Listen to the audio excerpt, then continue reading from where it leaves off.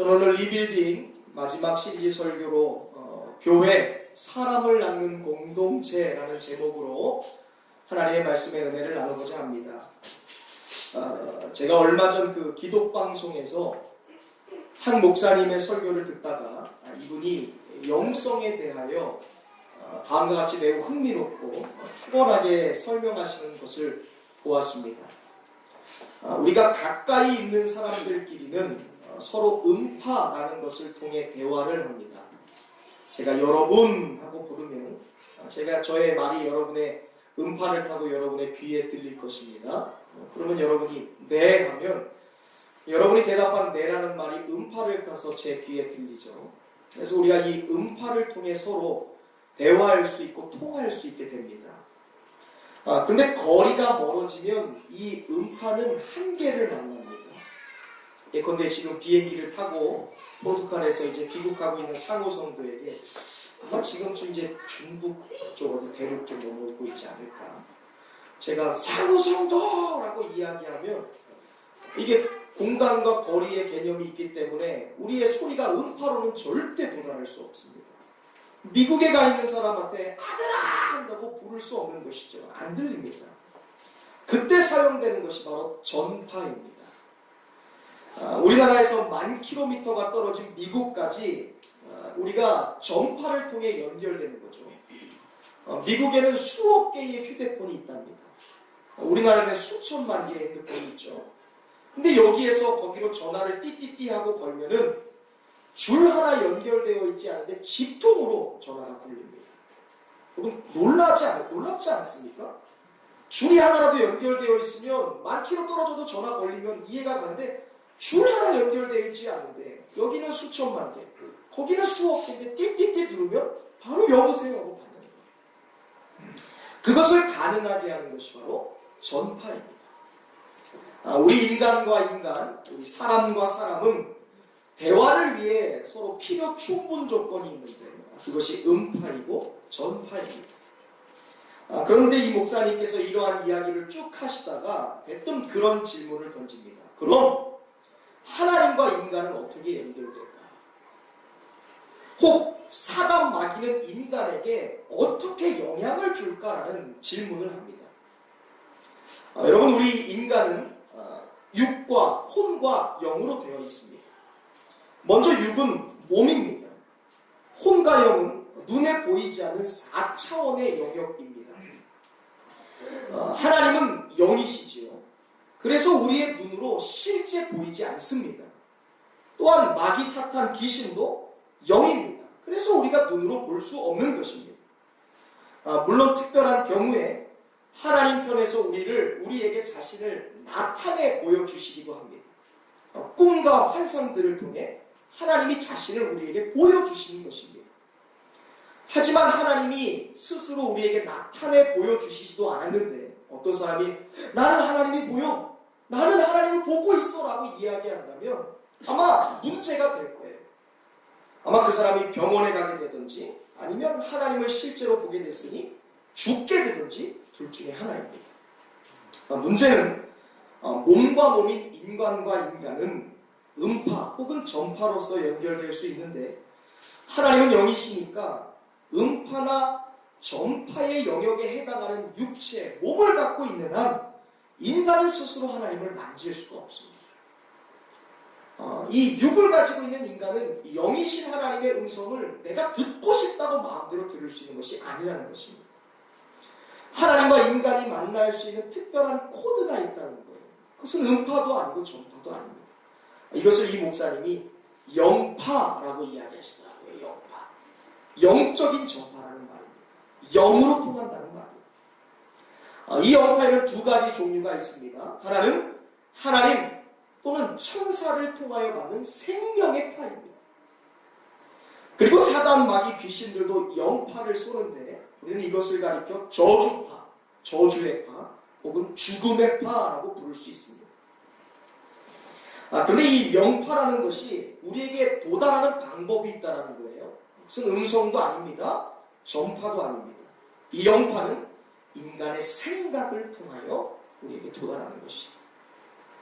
요한복음 13장 2절에 보면 가룟 유다가 예수님을 팔려는 생각을 하게 됩니다. 근데 그것이 마귀의 영향으로 인한 것이었음을 성경은 분명히 기록하고 있습니다. 우리가 이 부분에 대해서 요한복음 13장 2절 말씀인데요, 우리 한번 같이 읽어보겠습니다. 예수를 팔려고 마음먹은 그 생각이 마귀로부터 비롯되었다는 사실입니다. 함께 읽습니다. 시작. 마귀가 벌써 시몬의 아들 가룟 유다의 마음에 예수를 팔려는 생각을 넣었더라. 네. 가룟 유다가 예수님을 은30에 팔아넘기죠. 그 은30에 예수를 팔아넘기는 행동의 근거가 되었던 마음의 생각을 누가 넣어준 거예요? 마귀가 집어넣은 거예요. 사단 마귀. 사단 마귀, 귀신은 생각을 통하여 어떤 생각? 부정적인 생각, 의심의 생각을 통하여 우리의 마음속에 끊임없이 죽음의 전파, 저주의 전파를 끊임없이 집어넣고 있는 것이죠. 반대로 누가복음 19장에 보면 여리고에 살고 있던 삭개오라는 사람이 있습니다. 여러분 삭개오 잘 아시죠? 그를 어떻게 생각하십니까? 그가 뭐 하는 사람입니까? 세리였죠. 그것도 세리 중에 세리장이었습니다. 당시 유대인들의 고정관념 속에는 지옥 갈 사람들이 이미 정해져 있었어요. 하나는 세리였고 하나는 창녀였습니다. 그러니까 유대인들은 세리와 창녀는 볼 것 없이 반드시 지옥에 가야 될 사람 두 사람을 뽑는다면 세리와 창녀였어요. 그들의 마음속에 이미 정해놓은 것입니다. 그런데 성경에 보면 이 세리 삭개오가 예수께서 어떠한 사람인가 하여 보고자 하되 라고 기록하고 있습니다. 삭개오는 사람들에게 손가락질 당하던 사람이었습니다. 아직 죽지 않았는데 지옥에 갈 것으로 낙인 찍혀 있었던 사람입니다. 그래서 천국의 소망을 품을 수도 없고 가질 수도 없었던 사람인데, 그런데 어느 날 그에게 예수님을 보고 싶어하는 마음이 생기게 됩니다. 여러분, 과연 삭개오로 하여금 예수님을 보고자 하는 마음, 예수님을 만나고자 하는 그 생각의 영파를 과연 누가 보낸 것일까? 누굴까요? 바로 하나님이셨어요. 이렇듯 영파는 일반적으로 생각이라는 것을 통하여 우리에게 영향력을 주는 거예요. 여러분이 지금 생각하고 있는 여러분 마음 머릿속에 지금 떠오르는 그 생각이 누구를 통하여? 하나님을 통해 오든지 마귀를 통해 오든지 둘 중에 하나예요. 그래서 우리가 생각하는 것이 굉장히 중요한 것입니다. 우리가 생각한 대로 마음 먹는 것이 얼마나 중요한지를 깨닫게 되는 것이죠. 또한 지금 나의 생각이 어디서 출발하여 오는 것인지 대하여 여러분 반드시 분별해야 되는 거예요. 오늘 좀 늦어도 괜찮겠는데? 오늘 좀 빠져도 괜찮겠는데? 좀 어때? 이 생각의 근원이 어디서 시작되었는지를 분별해야 되는 거예요. 다른 사람 다 하는데 나도 좀 하면 어때? 그 생각의 근원이 어디서 출발해야 하는지 여러분 분명히 계산해야 되는 것이죠. 자, 그렇다면 교회와 성도는 이 두 가지의 영파 가운데 무엇에 영향을 받으며 살아가는 사람들일까요? 첫 번째, 생명의 파. 두 번째, 죽음과 저주의 파. 성도들은 어떤 거에 영향받으며 살아가는 사람들일까요? 생명의 파예요. 아멘. 그럴 줄 믿습니다. 성도들은, 교회는 하나님과 천사를 통해 받는 생명의 파, 영원의 파, 구원의 파, 희망의 파의 영향력을 받고 살아가는 사람들이고 살아가야 될 사람들입니다. 그러나 문제는 세상에 속한 사람들이, 불신자들은 자신의 생각으로 들어오는 그 영파가 과연 하나님이 주시는 생각인지 사람, 아니 마귀가 주는 생각인지를 전혀 분별하지 못하는 데에 있어요. 내가 지금 생각하는 것이 하나님으로부터 시작된 것인지 마귀로부터 시작된 것인지를 분별 못합니다. 그것이 불신자들의 특징입니다. 술 마십니다. 담배 핍니다. 도박합니다. 간음합니다. 살인합니다. 정죄합니다. 복수합니다. 불평하는 것이 마귀 사탄이 주는 죽음의 파인지, 나를 쓰러뜨리려고 하는, 나를 무너뜨리려고 보내는 저주의 파인지를 분별하지 못해요. 반대로 용서하고 인내하고 감사하고 사랑하고 긍정하는 것들이 하나님이 보내시는 생명의 파인지를 깨닫지 못했습니다. 그러한 이들을 위해 영적 분별력이 없는 세대들에게 하나님이 보내시는 생명의 팔을 듣게 하기 위하여 다리 놓는 자들로 선택받은 자들이 있으니 그것이 바로 교회이고 성도입니다. 오늘날 교회와 성도들은 하나님이 끊임없이 세상과 만민들에게 보내시는 생명의 팔을 이 땅과 영혼들에게 전해야 되는 전력자로서 부름받은 존재들이에요. 교회가 왜 존재합니까? 라고 물어본다면 생명의 팔을 온 세상과 만민에게 전파하기 위하여 존재하는 것이 바로 교회예요. 우리 옆 사람과 인사하겠습니다. 교회는 생명의 팔을 전해야 하는 공동체입니다. 우리 옆 사람 바라보면서 성도는 생명의 팔을 전해야 합니다. 우리는 하나님이 보내시는 생명의 팔을 온 세상 가운데 전달하기 위한 전령자로서 부름받았습니다. 전령자들이 전하는 이 생명의 파, 이것을 우리는 전도라고 하는 거예요. 뭐라고요? 따라하겠습니다. 전도는 생명의 팔을 전하는 것이다. 생명의 팔을 전하는 것이 전도이다. 하나님과 교회된 성도들의 관계의 특징이 영적인 교제라면 하나님과 불신자, 교회된 성도와 불신자의 관계의 특징은 바로 전도입니다. 밥 사준 거 아니에요. 모임 나가서 같이 즐거운 시간 보내는 게 관계 목적 아니에요. 불신자와 신자, 하나님과 불신자의 관계를 잇는 유일한 것은 전도예요. 생명의 파 전달하는 거예요. 여러분 벌써 계산이 되죠? 여러분이 중요하게 여기는 그 사람을 떠올려 보세요. 그 사람이 내게 생명의 팔을 전달하는 사람인지 저주의 팔을 전달하는 사람인지 구별할 수 있어야 돼요. 그게 여러분의 삶의 교제권이 돼야 돼요. 내가 그 사람에게 생명의 팔을 전달하고 있는지 저주와 죽음의 팔을 전달하고 있는지를 봐야 되는 거예요. 그게 여러분의 삶의 영향력이고 리더십이 돼야 되는 거예요. 가장인데 생명의 파가 아니라 저주의 파와 죽음의 파를 보냅니다. 부모인데 생명의 파가 아닌 저주와 죽음의 파를 보냅니다. 계산할 수 있어야 돼요. 무엇보다 예수님을 구원자로 고백하는 믿음 위에 거룩한 교회를 세우신 하나님은 오늘 우리에게 공통된 사명으로서 복음을 전하는 것, 생명의 전파를 보내는 그 전도의 사명을 주신 줄로 믿습니다. 오늘 본문에서 마지막 절 38절에 예수님도 내가 이 일을 위하여 생명의 전파를 보내기 위하여 전달하기 위하여 복음의 전령자로서 전도자로서 이 땅에 오았다라고 우리에게 분명히 말씀하고 있습니다. 복음 전하러 오시는 거예요. 복음 전하고 하나님의 나라를 선포하기 위해 전도하기 위해 오신 분이십니다. 한편 우리는 복음이 굿뉴스, 좋은 소식을 의미한다는 것을 모르는 사람은 없죠. 그가 참 성도라면 누구나 예수 그리스도의 복음이 지금까지는 물론이고 앞으로도 영원토록 세상에서 가장 좋은 소식일 거라는 것을 의심하는 사람은 없습니다. 그렇다면 우리가 좋은 소식을 알고 있을진데 여러분, 좋은 소식을 알고 있는 사람은 자연히 그 소식을 모두에게 알리고 싶어 하기 마련이에요. 특별히 너무나도 좋은 소식이면 운동장에 가서 소리치고 싶고 심지어 지붕 위에 올라가서라도 온 세상에 선포하고 싶은 것이 바로 좋은 소식을 가진 사람의 충동이라는 것이죠.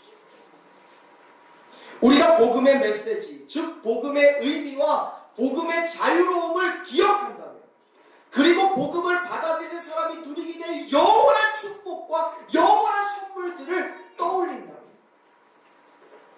그 사람은 반드시 다른 사람에게 복음을 전하고 싶어하는 충동을 억제하지 못할 거예요.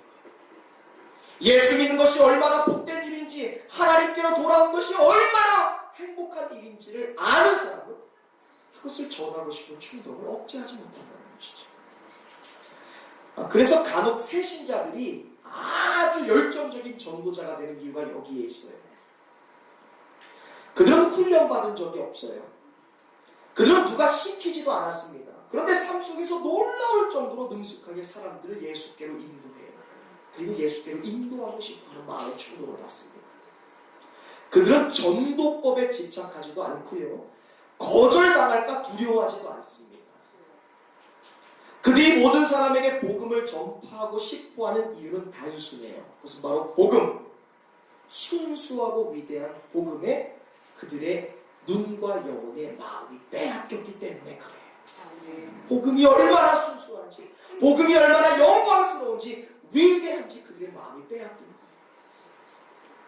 그런데 안타깝게도 그 열정은 시간이 흐르면서 식어지는 경우가 많습니다. 어느 순간에 모든 사람들이 다 복음을 좋은 소식으로 받아들이지 않는다는 것을 발견해요. 대개는 복음의 메시지를 비웃습니다. 못마땅하게 여기는 것을 삶에서 경험합니다. 혹 죄를 사랑하기 때문에 회개하여라 라고 하는 복음의 메시지를 거부하는 사람들을 만나게 됩니다. 더욱이 세상의 염려와 분주한 일상에 자신의 시간과 관심을 빼앗기다 보니까 복음 전하는 것이 녹록치 않아요. 무엇보다 복음의 내용에 익숙해집니다. 그러니까 어느 순간 이 세상에서 가장 복된 소식, 굿뉴스였던 복음이 철직한 뉴스처럼 내 마음속에 느껴지기 시작합니다. 복음은 여전히 좋은 소식인데, 복음은 여전히 위대하고 영광스러운 소식인데, 복음 전도의 긴박함, 임박성, 절박성을 내가 상실하고 마는 그 순간을 만나게 될 때가 있습니다.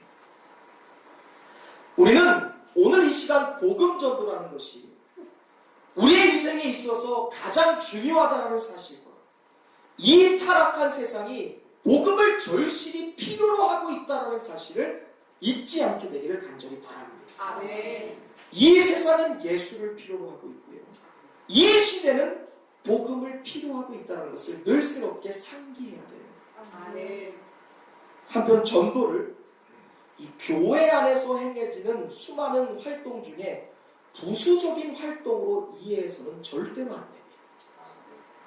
여러분, 전도라는 것은요, 교회와 성도들에게 주어진 가장 긴급한 임무예요. 아멘. 하나님이 여러분에게 주신 임무 가운데, 영적인 임무 가운데 가장 중요한 것이 뭐라고 생각해요? 예배, 기도, 어떤 분들은 봉사, 어떤 분들은 여행 이런 얘기도 해요. 놀러 가는 거, 하나님이 주신 가장 중요한 긴박한 이야기예요. 안식 이런 거. 여러분, 하나님께서 교회와 성도에게 주신 가장 긴박한 임무와 미션은요, 전도예요. 아멘. 우리가 예수 그리스도의 몸으로서 교회로서 함께 행하는 영적인 활동들이 있습니다. 예를 들면 함께 모여서 예배하는 거예요. 함께 교제해요. 서로 사귀는 겁니다. 진리의 말씀을 함께 맛보면서 배웁니다. 우리가 이렇듯 교회 안에서 함께 신앙생활하며 누리는 영적인 활동들이 있어요. 근데 그런 활동들은요, 잘 생각해 보세요. 우리가 죽고 나서도 천국에 가서도 얼마든지 진행되는 일들이에요. 우리가 천국에 가서도 함께 찬양하며 하나님께 영광을 올리며 예배드립니다. 그분의 보좌에서 흘러나오는 영생의 말씀을 배우며 우리가 천사들과 함께 친교하며 그 영원한 말씀의 양식을 먹으면서 천국에서도 살아요. 그러나 잃어버린 영혼들을 전도하는 것, 그들에게 복음을 전하는 것, 영적 분별력이 없는 불신자들을 예수께로 인도하는 것은요, 이 땅에서만 할 수 있는 일이에요. 마지막 기회라는 거예요. 거지 나사로가 죽었습니다. 부자도 죽었습니다. 나사로는 죽어서 천국에 갑니다. 부자는 죽어서 지옥에 가요. 죽는 순간 몸이 끝났습니다. 육이 사라져버린 거예요. 이제 이들은 영혼으로서 각각 천국과 지옥에 갔습니다. 그런데 지옥에 간 부자가 너무너무 괴로운 거예요. 불타는 유황불에 내던져졌는데 자신의 살이 불에 타서 녹고 있는데, 몸이 유황에 타서 너무너무 뜨거운데 그 불타는 고통과 그 불타는 괴로움이 끝나지 않아요. 너무나 괴롭습니다. 내 살이 타고 내 몸이 뜨겁게 녹아내리니까 죽고 싶은데도 죽지도 못해요. 영원토록 꺼지지 않은 유황불에서 물이 타는 괴로움을 느끼는 거예요. 순간 너무나 괴로운 나머지 부자가 하늘을 바라봅니다. 그리고 부탁해요. 제발 내가 너무나 뜨거우니까 괴로우니까 저 천국에 있는 나사로를 내게 보내서 그의 손에 물 한 방울만 찍어서 내 혀를 적셔주세요. 너무 뜨겁고 괴로워. 제발 물 한 방울만이라도 떨어뜨려서 내 이 타오르는 갈증과 이 뜨거움을 제발 녹여주옵소서. 해결해 주십시오. 그런데 안 된대요. 죽은 자, 몸과 육이 끝난 자는 곧 혼과 영이 된 육체는, 존재는 육적인 것을 먹을래야 먹을 수도 없고 만질래야 만질 수도 없기 때문이에요. 그가 또한 나사로를 땅에 보내서 내 형제 다섯이 있으니 그들에게 예수 그리스도의 복음을 전하여 나와 같은 지옥에 와서 고통당하지 않도록 나사로를 제발 내 형제들에게 보내주소서라고 하니까 그것도 안 된답니다. 그러므로 우리가 알고 있는 에베소서 5장 16절 말씀, 세월을 아끼라 때가 악하니라 라는 말씀은 바로 이 관계에서, 이 연장선에서 이해가 돼야 되는 말씀이에요. 이 땅이 유한한 삶입니다. 귀한 인생을 살아요. 무한한 인생이 아니에요. 그 사람들 가운데 구원받아야 될 사람들이 있어요. 귀한 인생 가운데 여러분의 가족이 있습니다. 정해진 삶 가운데 여러분의 자녀가 있어요. 여러분의 지인과 동료가 있습니다. 잃어버린 영혼이 있다는 거예요. 귀한 인생 가운데 리밋이 걸려있는 거예요. 또한 영적인 분별력 없이 자신의 마지막을 향해 하루하루를 죽어가는 사람들이 있다는 거예요. 그들을 생각할 때 이 시대를 바라보니까 때가 악하다라고 고백하는 거예요. 그러면서 세월을 아끼라. 무슨 말입니까? 그들의 삶이 귀한 인생입니다. 그들의 삶이 악함으로 끝나는 것이니 시간을 아껴서 그들에게 생명의 전파 보내라 이 말입니다. 아멘. 그들 전도해야 하는 거 아니에요? 세상은 악하고 나는 거룩하니까 나만 시간 아끼라 이 말일까요? 아니에요.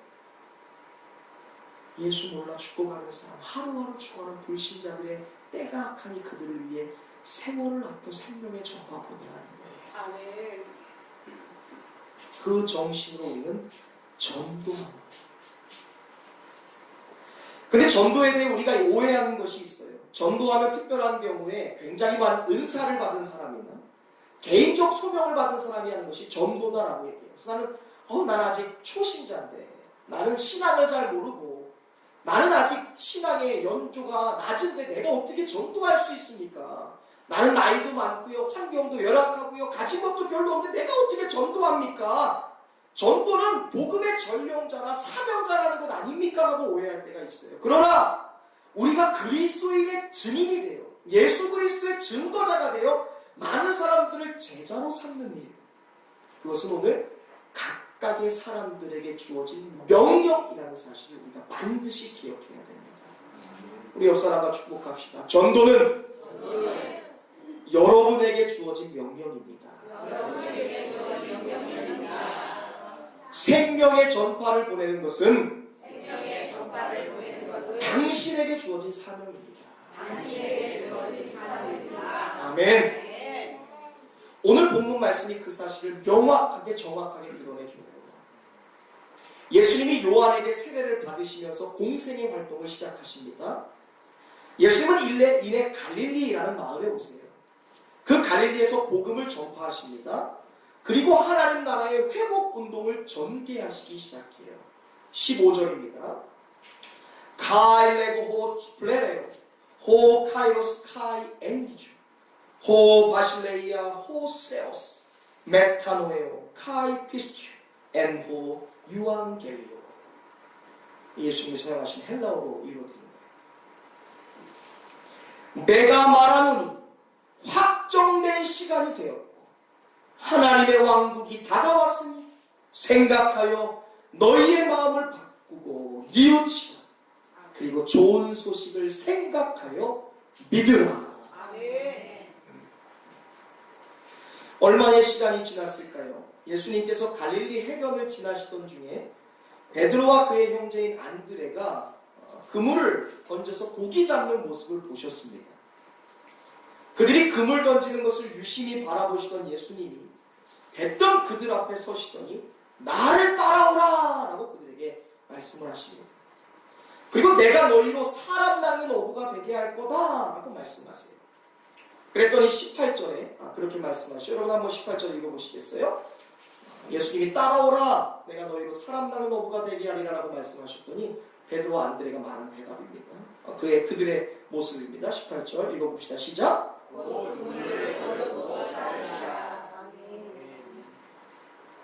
곧 헬라어로는 유디스라는 말을 사용합니다. 이것은 즉시 당장이라는 말이에요. 아멘. 나를 따라오라 내가 너희를 사람 나는 어부가 되게 하리라. 곧 즉시 당장 그들이 그물을 버려두고 예수를 따랐다라고 말씀합니다. 아멘. 이어서 19절에 보면 조금 더 가시다 보니까 이번에는 세베대의 아들인 야고보와 그의 형제 요한이 배 위에서 그물을 수리하고 있는 모습을 보셨어요. 그리고 20절에 예수님께서 유디스 곧 그 모습을 보시고 즉시 당장 그들을 부르셨습니다. 그랬더니 그들은 아버지 세베대를 포함하여 그들에게 고용된 일꾼들을 아피엠이라는 단어인데 버려두고 포기하고 생략하고 예수님을 따랐다라고 되어 있습니다. 고기 잡는 그물과 배를 버려두고 즉시 따른 베드로와 요한. 자기의 아버지와 일꾼들을 포기하고 생략하고 아피엠이 즉시 예수님을 따랐던 야고보와 요한. 여러분 놀랍지 않나요? 예수님의 부르심이 얼마나 강력한 것이었길래, 예수님의 부르심이 얼마나 매력적인 것이었길래 자기의 배와 그물을 버려두고 아버지를 버려두고 고용된 동료들을 버려두고 즉시 예수님을 따를 수 있었을까? 예수님의 부르심에 어떠한 힘이 있었길래? 여러분 우리가 좀 상식적으로 생각해 볼 수 있기를 바랍니다. 여러분 만약에 예수님의 부르심이 개인이 아니라 한 사람 한 사람 각자가 아니라 단체를 향한 부르심이었다면, 다수를 향한 부르심이었다면 베드로가 즉시 따를 수 있었을까요? 제가 예를 들어 여러분 저와 함께 월요일날 등산 가실 분 손들어 주십시오라고 하면 서로 눈치 보다가 왜 나한테 얘기하는 거야? 목사님이 너한테 얘기하는 거야? 우리 같이 가자는 거야? 절대로 유디스 즉시 따라갈 수 없어요. 예수님의 부르심이 공동체를 향한 부르심이었다면 아버지 세배대 버릴 수도 없고요. 동료들 버릴 수도 없어요. 야 우리한테 얘기하시는 거야? 너한테 너 같아 야 너 쳐다보는 거야? 눈 봤잖아. 난가? 근데 예수님의 부르심이 단체가 아니라 다수가 아니라 개인인 것을 성경은 분명히 기록하는 거예요. 왜? 그 많은 사람들 중에 베드로, 안드레, 야고보, 요한의 이름을 분명하게 뚜렷하게 기록하고 있어요. 이 말은 예수님이 그들 각자를 사람 낳는 어부로 복음의 전령자로 선택하시고 부르셨다는 것을 우리에게 교훈하고 있는 거예요. 아멘. 오늘 하나님은 복음 전도자로 다수를 부르는 것이 아니라 여러분 각자를 부르신 줄로 믿습니다. 아멘. 교회 공동체를 향해 교회 공동체를 향한 공통된 부르심이 아니에요. 전도는 그것은 두 번째예요. 성도 각자의 이름을 향해 부르시는 것이 바로 전도라는 거예요. 아멘. 전도라는 것은 단순히 공동체 차원에서 감당하는 것이 아닙니다. 교회에서 하면 안 하고 안 하면 멈추는 것이 전도가 아니에요. 그보다 앞서서 전도는 성도 개개인에게 주어주신 하나님의 명령이자 임무예요. 아멘. 성도의 삶에서 전도보다 중요한 것 없습니다. 아멘. 교회의 삶 가운데 전도보다 영원한 결실을 맺는 인물은 없어요. 아멘. 전도는 성도의 삶에서 1순위가 돼야 돼요. 전도는 교회의 목적 가운데 가장 먼저 돼요. 선교하는 교회, 전도하는 교회. 더욱이 예수님은 요한복음 4장 35절에서 들판이 희어졌다, 들판이 무르익었으니 추수할 때가 되었다라고 말씀하십니다. 무슨 말입니까? 오늘날의 시대는 역사상 그 어느 때보다 복음의 메시지를 들을 준비가 되어 있다는 거예요. 오늘날의 세대는 그 어떤 세대보다 예수를 필요로 하는 시대라는 거예요. 아멘. 여러분, 매일같이 올라오는 뉴스와 신문들 보시나요? 매일 뉴스와 소식, 신문을 통해 여러분 세상 좀 바라보고 계세요? 세상이 어떻게 흘러가고 있고 어디를 향해 나아가고 있는지 여러분 바라보고 계십니까? 경제, 지식, 사회, 스포츠, 예술, 문화, 어느 곳을 살펴보더라도 너무너무 심각해요. 오늘날 사람들이 영적으로 몹시 갈급해하는 현상을 우리는 매일같이 뉴스와 신문을 통해 발견해요. 이 시대를 살아가는 사람들이 영적 기근을 맞이하게 되어 그들의 심령이 바짝바짝 말라가는 것을 우리는 뉴스를 통해 보고 있지 않습니까? 그런데 안타깝게도 세상 사람들은 하나님만이 채우실 수 있는 그 영역, 공간, 그것을 자신에게 부재한 그 종교적인 그 공간을, 그 감성의 영역을 세상 방법으로 인위적으로 공급받으려고 하고 있어요. 안식이란 하나님이 채우시는 것인데, 평안이란 하나님만이 주시는 것인데, 세속적인 방법으로 하나님은 찾지 않고 세속적인 방법으로 자신의 삶을 채우려 하는 거예요. 그러나 세상을 지배하는 세속적인 가치관으로는 절대로 영적 기근 해결할 수 없어요. 우리의 마음속에 평안이 없고, 우리의 마음속에 안식이 없고, 우리의 마음속에 진정한 감사가 없는 것, 세상 방법으로 절대 해결할 수 없다는 것이죠. 수가성 여인이 그랬잖아요. 그녀는 자신의 영적 기근을 해결하기 위해서 백방 노력했습니다. 근데 어떤 방법을 써도 해결이 안 돼요. 물도 마셔봅니다. 채워지지 않습니다. 남자를 만나보아도 소용이 없어요. 그런데 그녀가 말씀이 실제가 되신 예수 그리스도를 인격적으로 만났을 때, 예수님께 진리를 배우게 될 때 진리가 너희를 자유케 하리라. 할렐루야. 그 사람이 영적인 영원한 생명을 주신, 말씀이 실제가 되신 영원한 안식처인 예수 그리스도를 만나게 됐을 때 그가 영생이 되는 예수 그리스도를 얻게 된 줄로 믿습니다. 아멘. 자신 안에서 흘러넘치는 영원한 생명이신 예수 그리스도를 얻게 되는 거예요. 여러분, 그 순간 그녀의 삶이 바뀐 것도 여러분 알고 계세요? 물동이를 내던졌습니다. 자아를 버려버린 거예요. 내 판단과 경험을 버려버린 거예요. 내 프로그램, 내 계획, 내 플랜을 버려버렸어요. 그리고 그녀는 자신을 적대시하던 마음으로 뛰어들어가기 시작해요. 아멘. 그리고 외칩니다. 내가 예수를 만났다. 아멘. 내가 메시아를 만났다. 아멘. 내가 선지자를 만났다. 아멘. 예수 만나니까 그녀의 영적 기갈이 해소된 거예요. 아멘.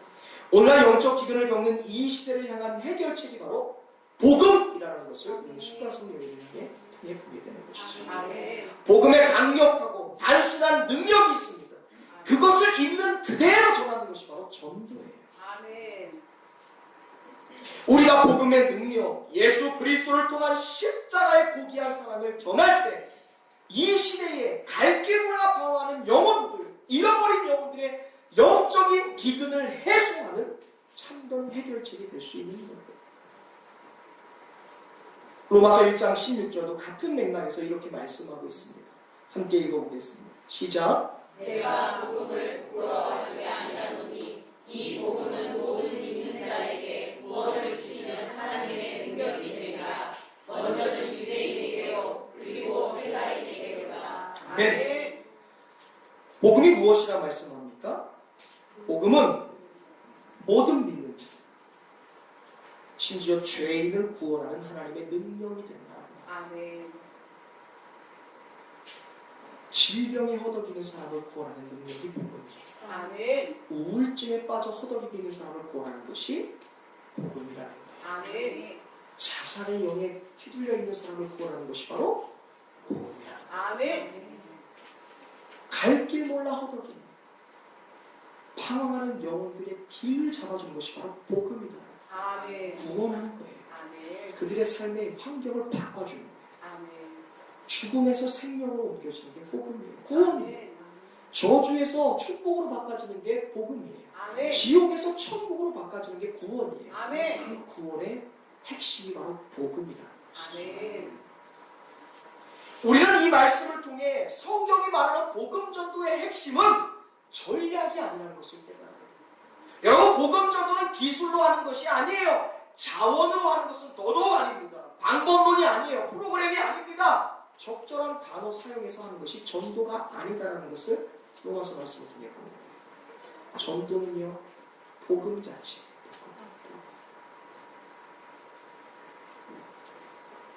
사도 바울은 인간의 재주나 술책, 뛰어난 웅변술, 혹은 어떠한 심리적인 기교를 복음 전도의 수단으로 사용할 것을 철저하게 거부했던 사람이에요. 바울이 예수 그리스도를 전하면서 복음의 전령자로 살면서 인간적인 방법 사용하지 않았습니다. 배척했어요. 기술, 어떤 스킬, 언변 절대 사용하지 않았어요. 그는 자신의 지식 또한 사용하지 않았습니다.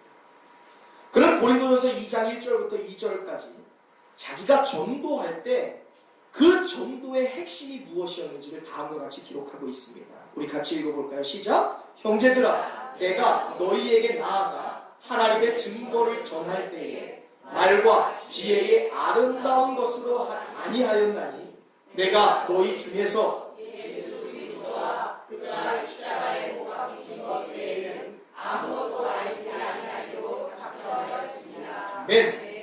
하나님의 증거, 복음 전도할 때 복음의 전령자로 하나님의 복음, 하나님의 나라를 선포할 때에 말로 하지 않았어요. 그의 지혜로 하지 않았다는 거예요. 그의 능력으로 하지 않았어요. 오직 예수 그리스도와 그가 우리를 위하여 십자가에 못 박히신 그 복음, 순수 100%의 복음 외에는 전하지 아니하였다. 말하지 아니하였다. 우리는 이 순수 복음만을 전하겠다라는 바울의 다짐 가운데 매우 흥미로운 것을 하나 발견해요. 그것은 이 말씀의 내면에 숨겨져 있는 바울의 심정을 한번 떠올려보세요. 바울이 지금 우리와 똑같이 불안해하고 있어요. 바울에게도 똑같은 두려움이 있어요. 바울도 전도할 때 자기의 약함을 하는 거예요. 나의 부족함을 알아요. 전도라는 임무를 생각할 때 우리 모두가 느끼는 불안함이 그에게도 있었다는 거예요. 그도 자유롭지 못했어요. 그는 고린도 교회를 향한 편지를 쓰면서 초창기 고린도에서 있었던 사역을 회상합니다. 그리고 이 본문 뒤에 이어지는 그 고린도전서 2장 3절에서 그런 고백을 해요. 내가 너희 가운데 거할 때에, 내가 너희와 함께 있을 때, 내가 고린도 교회에서 목회할 때에 약하고 두려워하여 심히 떨었다라고 얘기해요. 내가 목회자로서 고린도 교회에서 목회할 때 두려운 마음이 있었고 약해서 떨었다는 거예요. 무슨 말입니까? 바울이 복음 전할 때에 탁월한 능력이나 기교, 자신의 언변에 의지하지 않고 오직 성령의 나타나심으로 복음을 전했다는 거예요. 왜? 나는 불완전하니까. 내 말은 불완전하거든요. 내 지식과 아름다운 삶의 모습들은 불완전하거든요. 그것으로 내가 복음을 전하려고 할 때 염려가 있는 거예요. 여러분 그거 아세요? 우리는 성경을 읽어요. 그런데 세상 사람들은 우리의 삶을 읽어요. 세상 사람들은 성경 통해 하나님 보지 못해요. 그 사람들은 성경을 읽는 저와 여러분의 삶을 읽어요. 바울이 지금 그걸 얘기하는 거예요. 내가 복음을 제외하고 내 삶이 얼마나 약한지, 연약한지, 불편한지, 불완전한지 아니까 나는 그것으로 못해요 라고 얘기하는 거예요. 바울은 자기의 한계를 알았어요. 그래서 예수 그리스도의 십자가 구속 사건 외에는 내가 전할 것도 없고 전해서는 안 된다라고 말하고 있는 거예요. 그는 오직 복음만을 전했어요. 그 증거로 많은 사람, 아니 사실 처음에는 소수만 구원받았어요. 그의 전도 사역이 실패한 것처럼 보였어요. 거센 반발도 있었거든요. 그런데 소수에 불과했던 사람들이 교회를 세웠어요. 그리고 그가 전한 복음이 점차 확대되고 서진하여 오늘 우리에게까지 오게 되었어요. 아멘. 그러니 오늘 우리는요, 이 바울이 말하는, 성경이 말하는 전도의 참 의미에 대하여 우리는 기억해야 해요. 전도는 기술로 하는 것이 아니라, 전도는 내 능력으로 하는 것이 아니라, 전도는 어떤 숫자적인 결과에 달려있지 않다는 것도 기억해요. 처음에 아무런 효과가 보이지 않는 것처럼 느낄 수가 있어요. 내가 교회 가보자, 예수 믿자, 그 예수가 나를 자유하게 하고 행복하게 했다라고 수많은 사람에게 전하는데 그것이 열매 맺지 않은 것처럼 보일 때가 있어요. 그러나 바울의 사역을 통해 보는 것은 설령 그렇다 해도 우리의 계획을 바꿀 필요가 없다는 거예요. 아멘. 내가 전하고 있는 그 복음의 핵심을 수정할 필요도 없어요. 우리는 오직 전도와 영혼 구원이라는 주님이 사명 앞에서 주님이 나를 위하여, 우리를 위하여, 천하 만민을 위하여 지으신 십자가의 능력을 앞세우고요. 아멘. 그 구원의 본질에 우리의 초점을 맞추어야 돼요. 아멘. 사람들의 반응이 어떨까? 내가 예수를 전할 때 그들이 어떻게 반응할까? 내가 복음의 메시지를 전할 때 어떻게 해야 더 매력적으로 보일까? 생각할 필요가 없다는 거예요. 왜? 복음에는 그 자체로 능력이 있기 때문에 그래요. 아멘. 복음, 십자가의 능력은 그 자체로 온 우주 만물의 모든 사람들을 구원하고도 남는 능력이 있기 때문에 그래요. 아멘.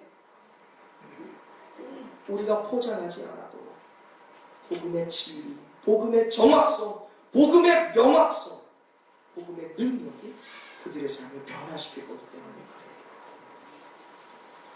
복음의 메시지는 상처받은 사람들을 치료하기 위한 수단이 아니에요.